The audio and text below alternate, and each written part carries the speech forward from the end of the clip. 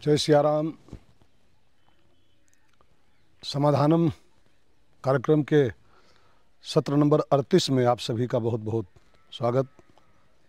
आपके बहुत प्यारे प्यारे प्रश्नों को लेकर के एक बार हम मिलते हैं। जो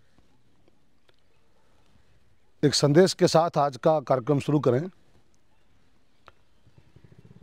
तो कोई संत बोल रहे थे कि प्रसन्न जीवन जीने के लिए, प्रसन्नता भरा जीवन जीने के लिए 4 काम करने चाहिए इंसान को। उसके 4 राज हैं। पहला है एक्ट पॉजिटिव, मतलब अच्छा करो, जितना हो सके समाज, परिवार, राष्ट्र के लिए अच्छा काम करो। सुख के समय, जब सुख के दिन चल रहे हो जीवन में, तो एक्ट पॉजिटिव। भगवान ने संपत्ति दिया है, भगवान ने सुख दिया है, तो उसको हम अच्छे जगह पर लगाएं। Act positive. नंबर 2, दुख के समय बी पॉजिटिव। पॉजिटिव सोच रखो दुख के समय, क्योंकि दिस टू विल पास। संसार में कुछ भी स्थायी नहीं है, सब कुछ गुजर ही रहा है। तो जब कभी कोई बुरा समय चल रहा हो तो दुखी मत हो, बी पॉजिटिव। नंबर 3, संतों ने कहा है काउंट पॉजिटिव। बहुत कुछ बचा है भी मेरे पास। इतने बड़े बड़े दुख आ सकते थे, कुछ कम आए हैं। संतों ने कहा है कि घटना तुम्हारे हाथ में नहीं है, अर्थघटन तुम्हारे हाथ में है। प्रत्येक घटना का अर्थघटन काउंट पॉजिटिव। बहुत कुछ बिगड़ सकता था, कुछ कम ही बिगड़ा मेरा है। और चौथा जो पॉइंट संतों ने बताया प्रसन्न जीवन जीने के लिए, वो है ड्रीम पॉजिटिव। सपने अच्छे देखो।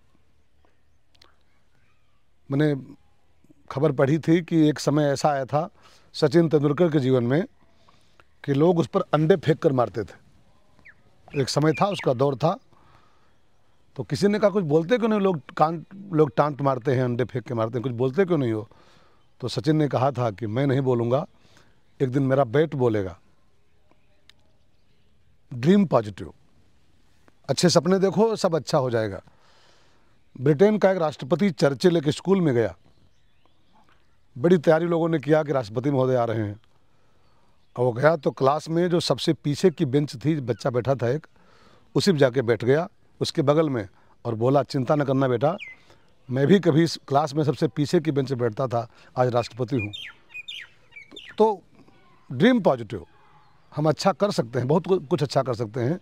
इन 4 सूत्रों के साथ जीवन जियोगे तो ये प्रसन्न जीवन जीने के 4 राज हैं। मैं आपके प्रश्न भी ले लूँ। एक प्रश्न दीपा भजन माला से आया है कि सुंदरकांड में एक चौपाई है, हनुमान जी से जानकी माँ ने कहा है, तात शक्र सुत कथा सुनायो। तो शक्र सुत कथा क्या है?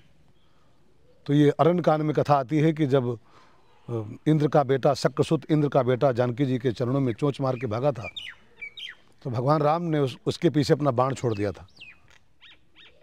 वही याद करा रही है कि जब केवल चोंच मारने वाले के पीछे आपका बाण पहुंच जाता है, तो मुझको रावण हरण किए बैठा है और आप अभी तक मेरी खोज खबर नहीं लिए, आपका बाण मेरे पीछे नहीं आया अभी तक रावण के पीछे मारने के लिए। तो ये उनका प्रश्न है कि इंद्र के बेटे वाली घटना को याद कराना कि जब केवल चोंच मारने पर आप इतना बड़ा दंड दे सकते हो, तो फिर हमको हरण करके बैठा है, उसको क्यों नहीं ठीक कर रहे हो?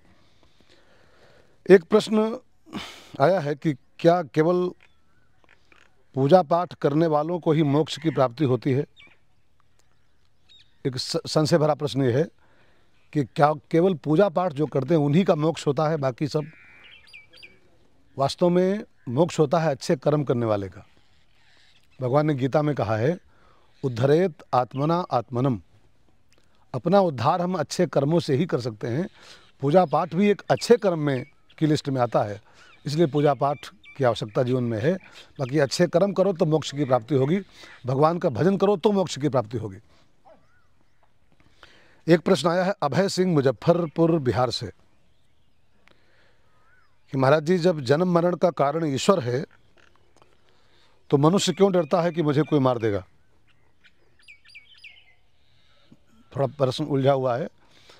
जन्म मरण का कारण ईश्वर है, अभय सिंह का प्रश्न है, तो मनुष्य क्यों डरता है कि मुझे कोई मार न दे?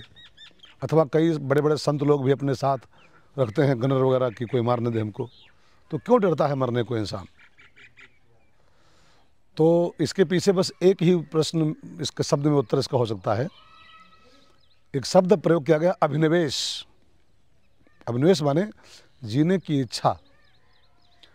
हमारे आपके अंदर जिसके अंदर जीने की इच्छा बनी हुई है, वही मरने को डरता है। अगर मौत की तैयारी हमारी कंप्लीट हो जाए, हम मरने को तैयार रहें, तो मौत का कोई भी डर नहीं रहेगा। जीने की इच्छा ही हमको मरने डराती रहती है। जीने की इच्छा खत्म करो। अभिनिवेश को क्लेश माना गया है। जब तक हम जीने की इच्छा रखेंगे, तब तक मरने से डरते रहेंगे ऐसे ही। तो जीने की इच्छा खत्म कर दो, मृत्यु को मोक्ष में कन्वर्ट करने का प्रयास करो, तो मरने का डर खत्म हो जाएगा। ऐसी संतों की मान्यता है और आप सबको मेरी शुभकामनाएं। समाधानम के 39वें सत्र में मिलेंगे हम लोग, तब तक के लिए आपको प्रणाम। जय सिया राम।